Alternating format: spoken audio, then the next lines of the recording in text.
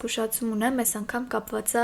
Snapchat-ի հետ։ Սա ուղղակի տեսախցիկ չի ֆիլտրերով, որ ուղղակի նկարվում են ու վերջ։ Գլոբալ մասշտաբով Snapchat-ը համարվում է ամենավտանգավոր սոցհարթակներից մեկը, մասնավորապես անչափահասների համար։ Սկսենք նրանից, որ ինքը ունի քարտեզ, որ շատ հաճախ ակտիվացված է լինում առանց ձեր իմացության, այսինքն ցանկացած պահի Snapchat-ի ձեր ընկերները կարող են մտնել ու տեսնել, թե որտեղ եք։ Միգուցե առաջին հայացքից մեծ խնդիր չի, բայց եթե հաշվի առնենք այն փաստը, որ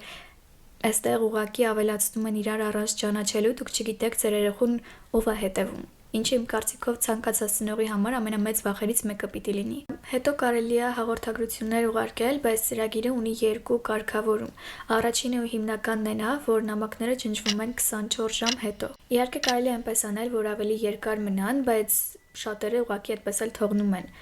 Խոսում են, անցնում առաջ ու չեն մտածում, որ ինչ-որ մի օր պատճառ կունենան, մինչև որ գալիս է այդ օրը։ Սկրինշոթ անելու դեպքում, անգամ եթե նկարչի ուղղակի նամակագրությունն է, մյուս կողմը տեղեկանում, այսինքն անգամ ձեր ապահովության համար չեք կարող նկարել էկրանը, եթե չունեք երկրորդ հեռախոս։ Նկարների դեպքում էլի Instagram-ի, WhatsApp-ի պես կարելի է ուղարկել 1 կամ 2 անգամ բացելու համար։ Դուք չգիտեք այս անծանոթները ինչ կարող են ուղարկել ձեր երեխեքին։ Դուք չգիտեք ինչ կտեսնեն, որ չպիտի տեսնեին, որովհետև նման դեպքերը